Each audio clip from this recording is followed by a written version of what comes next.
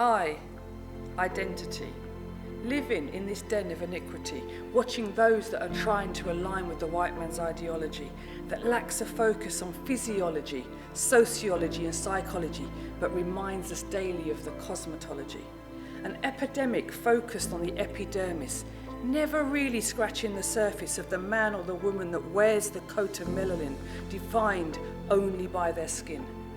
Layers of hate over time, skin against skin, a white man's obsession with identity, being fed from the fire in the veins born from insecurity within.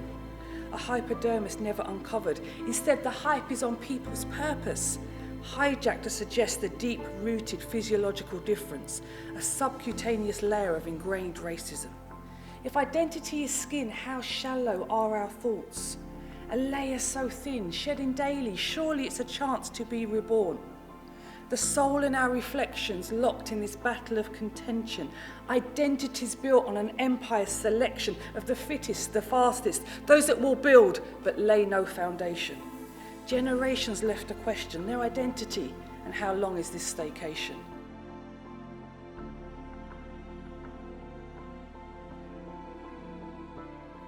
The work the students created as part of this project is rooted in identity, through music, media, art and performance. This project allowed all our students the opportunity to explore Black history, culture and success through a range of creative processes, from carnival makeup looks to protest art and spoken word pieces. Celebrating Black History Month through this project, it has been wonderful to see the work that staff and students have created. From challenging topics explored in the podcast session and the drama scripts, to a range of music performances, and our media students capturing this through filming. It is important to acknowledge that the work does not stop after October. As a society, we have come far in regards to racial equality, but what our young people highlight throughout this project is that there is still a need for change.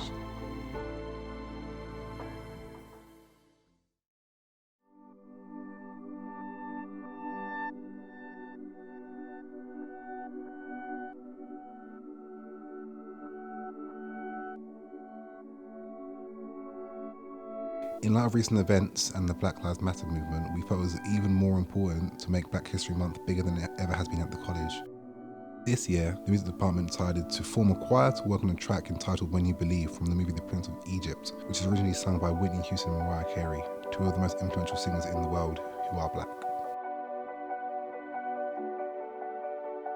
Producers focused on making some beats, and they worked with the rappers, and the rappers wrote lyrics about issues and topics relevant to what we were doing. And another group chose two iconic Black musicians, namely Alicia Keys and Beyonce, and they created their own versions of those. Musically, singing in the choir improves the way you hear music, it draws out your innate musical ability and intensifies your appreciation of harmony. The students really enjoy this project, and they look forward to doing more projects in the future. I'm about to you see what I can find. Hey, to write down a couple lines. Free your mind, elevate, stay between your eyes. And trust in the mind, and true love, you can find it. I've been reminded, time is not a thing, Lord, baby, I've been timeless. Trying to find my mind is harder than you think when you're living in your mindset. I guess mine are living up in my head. You talk about the mindset, but what about the time spent wasted? Tell me what you're chasing. Are you gonna face it? Please don't take complacent. You hate it, I made it. Oh, you got to tell me that I've been lacking lately. Why you using shady like Eminem? Tell a friend I don't need a friend, cause I'm better than most of them are relevant. Show you all the evidence, the proof that I'm ahead of them. It's like music is the only release. Get there it looks every time my mouth opens to speak. I've got one little message for all the police. Not every man in the hood is doing bad in the streets. I'm tired of all the struggle and the strain. I keep myself to myself so I can stay out of the chains. God willing, TK can make a change. I don't want my young ones to go through the same pain.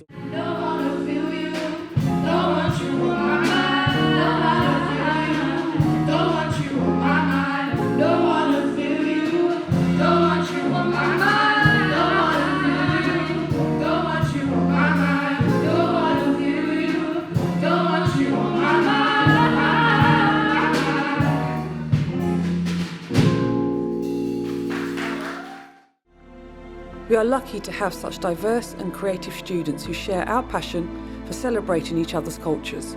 As the principal, I watch as my young black students grow, seeing their confidence in challenging the stereotypes, actively working to ensure their voices are heard, and resilient in their desire to be successful in their creative careers.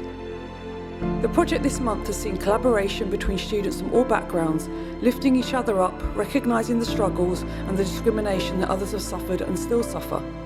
The students learning about black culture, African Caribbean culture, and together being inspired to produce amazing pieces of art, performances and stories. Knowing that we have students who will work twice as hard as their peers to access the same opportunities, for our young black men to be stereotyped before even saying a word, a creative sector that has yet to embrace and have a workforce that reflects its community are all issues that through our work we will continue to talk about, shout about and not tolerate. You can't have creativity without diversity.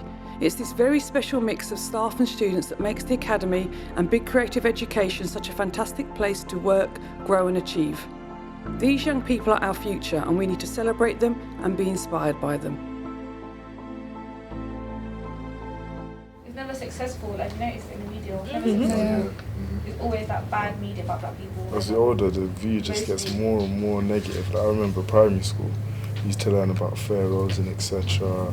And doing their activities, painting the tombs and the tombstones, etc. As we got older, it just got more and more negative when we get to secondary school. Slavery, and that was up until year 9. I remember, year 9, year 10, year 11, we didn't cover black history.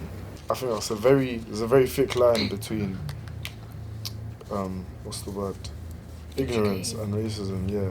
It's never nice, it's just lack of education. I feel like the more we educate each other, I think the more we can find out what each other's problem is and get closer and learn each other's. I feel like the first step is actually wanting to learn though, because there's so many people that don't want to learn. But I feel like nowadays, I think kids of our generation are starting to educate themselves more on black culture, which is amazing. It's amazing. Most people listen to a lot of black artists, so for them to speak on behalf of them and their friends and their upbringing, it's just amazing.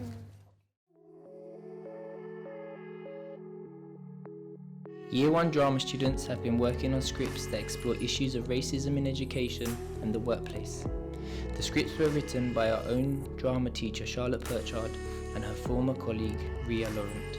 The scripts explore the writer's own personal experiences, and through workshops and rehearsals, the drama students engaged with the emotion of the scripts. Our Year 2 drama students have been exploring black history through lessons, looking at issues such as the Moors, the empires, and exploring the Windrush generation and the influence of Caribbean culture on the UK. Inspired by these sessions, the Year 2 drama students then went on to discuss their own personal experiences to write spoken word pieces.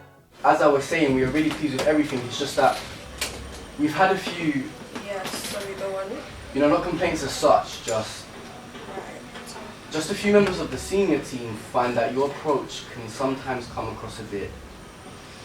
Or the senior team. I think I know what you're referring to. I'm just passionate about my patients. No, it can sometimes come across as times, a bit, I'm not sure if this is the right word, but aggressive. Aggressive? Oh. I don't really want to get into the specifics. I saw the look on the midwife's face. I knew something was going on, but they wouldn't tell us. When they came back with the doctor, it just went downhill from there. They rushed her into surgery, didn't communicate anything to us. Not even a boyfriend or father of the child. Our young people come from a range of different backgrounds and were able to articulate the impact that Black Lives Matter movement had on them this year, expressing the challenges many of them face on a regular basis as young black people in the UK. Through this project, staff and students at Big Creative Academy wanted to not only highlight Black History Month, but also celebrate the black culture and its influence in the UK. Exploring the history of Carnival and pioneers such as Claudia Jones, who is known as the mother of Caribbean Carnival in Britain, it was inspiring to see how the students engaged with these topics through dance, fashion and makeup.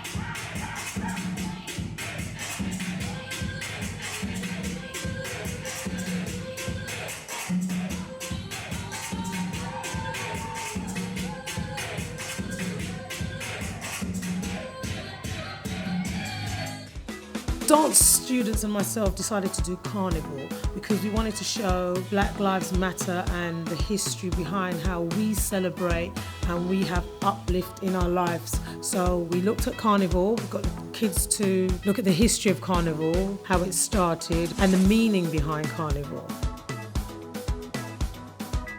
We also looked at how the style of dance was done and the kind of dances that were done and the freestyle and the free spirit of people when they were dancing it. So we tried to incorporate all those elements with the bright costumes and make sure it was a fun day. So we really enjoyed it and we were really uplifted at the end of the day. The makeup students worked with the theme of Carnival and just really exploring creating celebrations of makeup that really empower and express Black beauty. Exploring the use of different colours, gems, feathers, embellishment that were beyond the costume of the Carnival performers and using this to create really fashion-forward images and looks.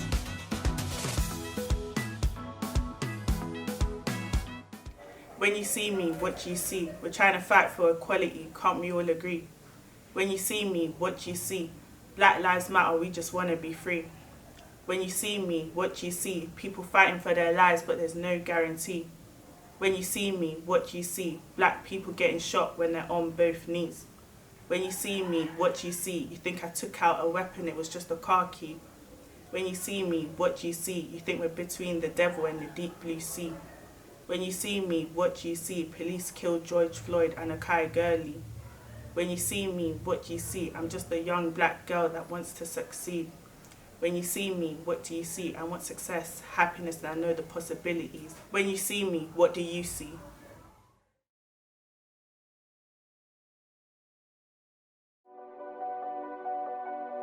In art design, we were looking at ideas of language and imagery, referencing protests. With one cohort, we decided to make banners looking at personal lived experiences connected to Black History Month. We discussed the images we could use to portray how we felt. With another cohort, we look at placards at protests. We discussed how our words and images could portray our own lived experiences. The colours we chose demanded attention. The images and slogans hopefully make us all stop and think.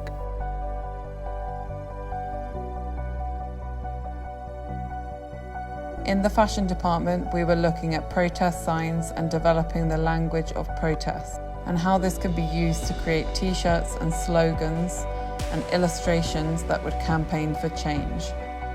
Looking at the history and different types of language and the different ways that imagery and text are used together to display a political view or something that you can wear that represents who you are, what you stand for. And this is something that I think people don't really consider, but is a huge part of history.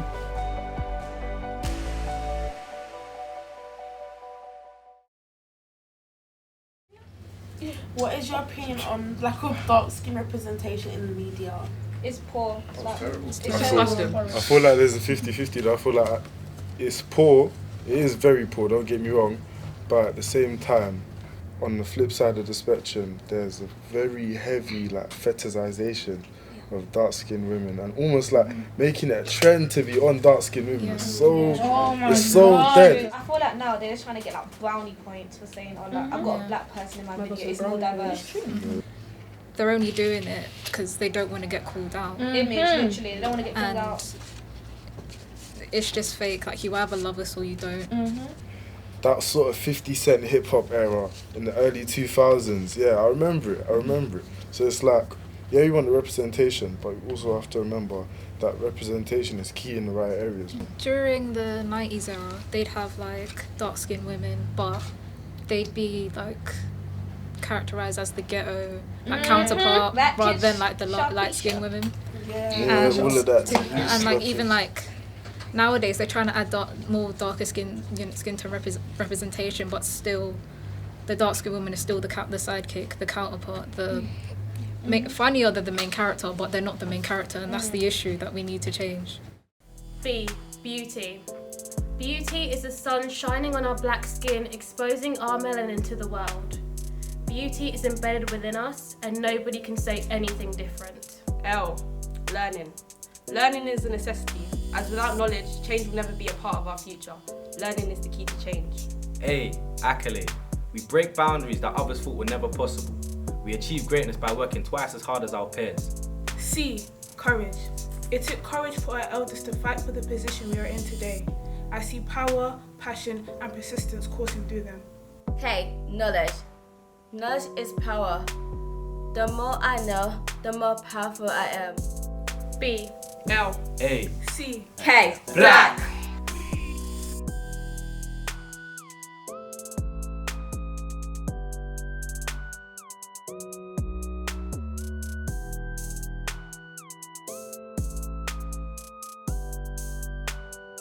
What we need to start doing is identifying the unsung heroes in breaking barriers for black success in sports. Our focus was on the athletes that have used their platform to make a worldwide difference. Athletes that have risked their careers and gold medals to fight for equality on different platforms ranging from the civil rights movement, police brutality, and the current Black Lives Matter movement.